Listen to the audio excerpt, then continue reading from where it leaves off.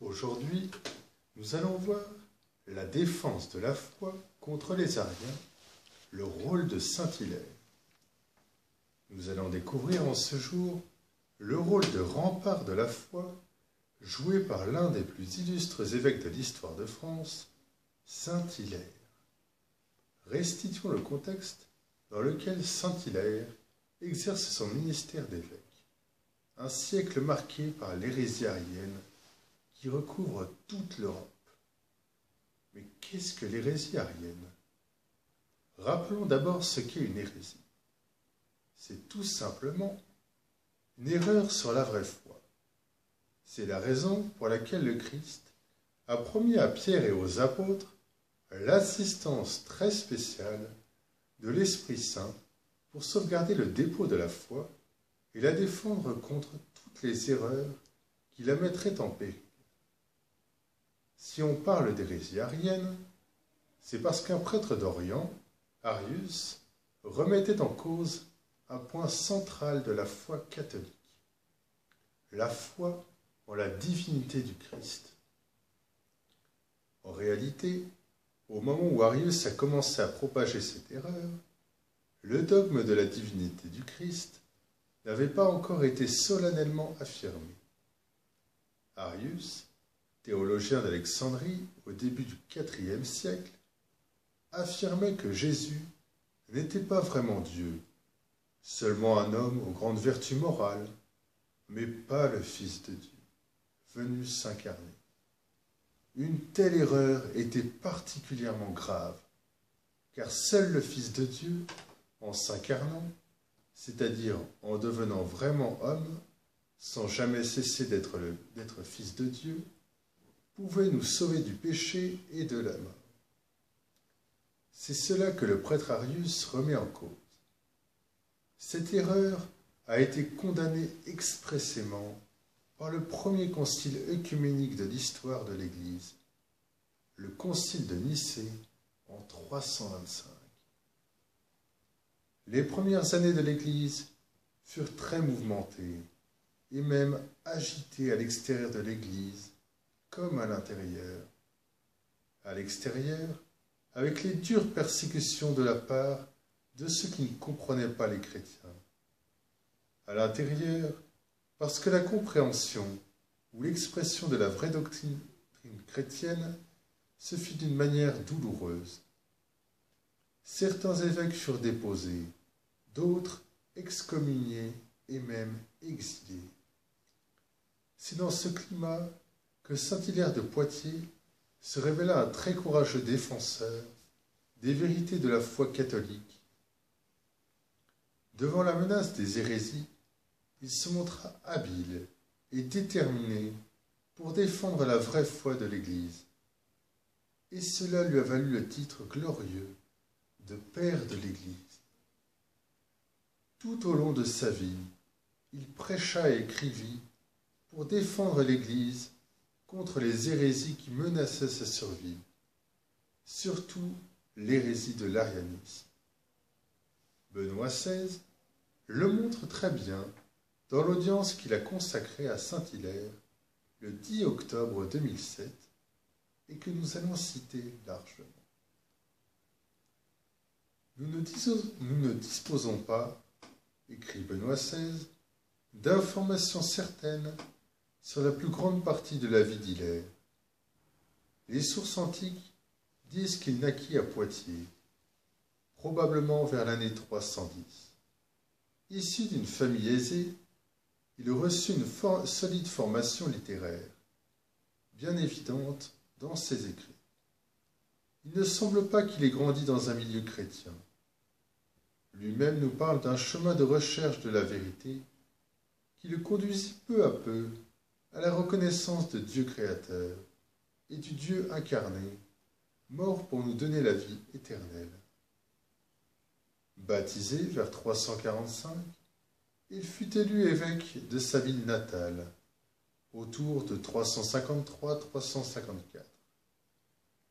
Au cours des années suivantes, Hilaire écrivit sa première œuvre, le commentaire à l'Évangile de Matthieu. Il s'agit du plus ancien commentaire en langue latine qui nous soit parvenu de cet évangile. En 356, Hilaire assiste comme évêque au synode de Béziers dans le sud de la France, le synode des faux apôtres, comme il l'appelle lui-même, car la Réunion fut dominée par des évêques philo-ariens qui niaient la divinité de Jésus-Christ. Ces faux apôtres demandèrent à l'empereur Constance la condamnation à l'exil de l'évêque de Poitiers. Hilaire fut ainsi obligé de quitter la Gaule au cours de l'été 356. Exilé en Phrygie, dans l'actuelle Turquie, Hilaire se trouva au contact d'un milieu religieux totalement dominé par l'arianisme. Là aussi, sa solitude de pasteur le poussa à travailler sans relâche pour le rétablissement de l'unité de l'Église sur la base de la juste foi formulée par le Concile de Nicée. C'est dans ce but qu'il commença la rédaction de son œuvre dogmatique, la plus importante et la plus connue, le De Trinitate sur la Trinité. Dans ce livre, Hilaire expose son chemin personnel vers la connaissance de Dieu et se préoccupe de montrer que l'Écriture atteste clairement la divinité du Fils et son égalité avec le Père, non seulement dans le Nouveau Testament, mais également dans un grand nombre de pages de l'Ancien Testament, dans lequel apparaît déjà le mystère du Christ. Face aux Ariens, il insiste sur la vérité des noms de Père et de Fils, et développe toute cette théologie trinitaire à partir de la formule du baptême qui nous a été donnée par le Seigneur lui-même. Au nom du Père, du Fils et du Saint-Esprit. Le Père et le Fils sont de la même nature, et si certains passages du Nouveau Testament pourraient faire penser que le Fils est inférieur au Père, Hilaire offre des règles précises pour éviter des interprétations erronées. Certains textes de l'Écriture parlent de Jésus comme de Dieu. D'autres mettent en revanche en évidence son humanité. Certains se réfèrent à lui dans sa préexistence auprès du Père. D'autres prennent en considération son abaissement, sa descente jusqu'à la mort. D'autres, enfin, le contemplent dans la gloire de la résurrection. Au cours des années de son exil, il écrivit également le livre des synodes, dans lequel il reproduit et commente, pour ses confrères évêques de Gaule, les confessions de foi et d'autres documents des synodes réunis en Orient, autour de la moitié du IVe siècle.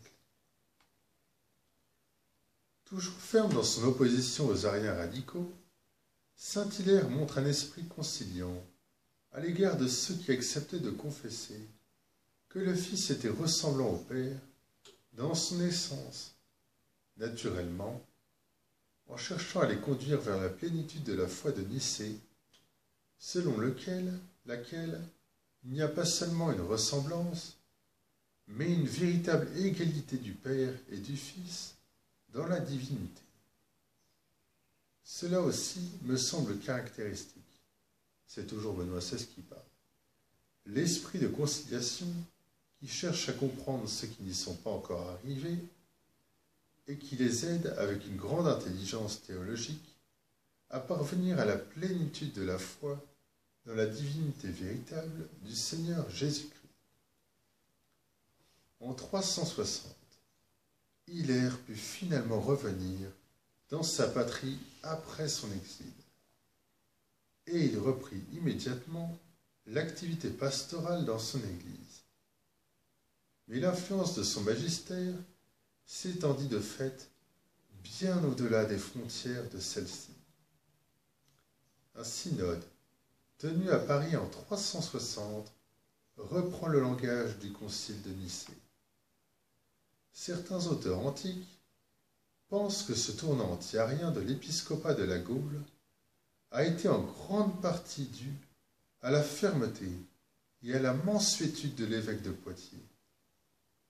Tel était précisément son don, conjuguer la fermeté dans la foi et la douceur dans les relations interpersonnelles. Ce qu'écrit Benoît XVI dans son audience est particulièrement important et nous aide à rendre grâce pour tout ce que ce grand saint français a apporté à l'Église et au monde. Benoît XVI, nous venons de l'entendre, écrit « L'influence de son magistère s'étendit de fait bien au-delà des frontières de celle-ci. » Et Benoît XVI insiste sur les deux qualités essentielles à la vie d'un saint, d'un apôtre de l'amour, la défense de la vérité et la douceur de la charité. Sa doctrine est essentiellement christologique. Ainsi, s'est-il battu pour que nous connaissions la nature divine du Fils de Dieu, Jésus-Christ, sa consubstantialité au Père et sa relation d'amour infini avec lui. Grâce à son combat, grâce aussi à celui de saint Athanase, qui combattait pour la même foi en Orient, notre foi a été préservée et l'hérésie arienne, qui avait envahi toute la chrétienté, au point que l'Europe entière se réveilla arienne, fut repoussée. Malgré la persistance de l'armée de l'erreur, à savoir l'arianisme, la vérité a fini par prendre le dessus. La vie de saint Hilaire a été une vie au service de la vérité et de l'amour. Il a rencontré le Christ, il a reconnu en lui le Logos universel, la lumière venue éclairer notre monde, et il a aidé ses contemporains, nos ancêtres sur le sol de France, à accueillir cette lumière.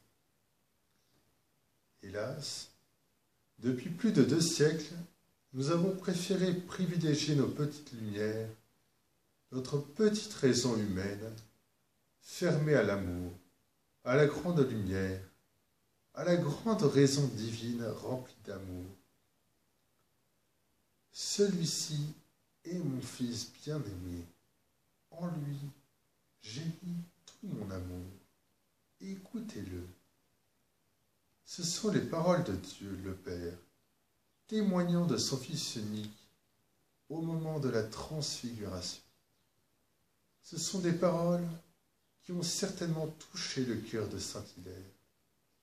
Il s'est mis à aimer passionnément le Fils, à défendre vigoureusement sa divinité.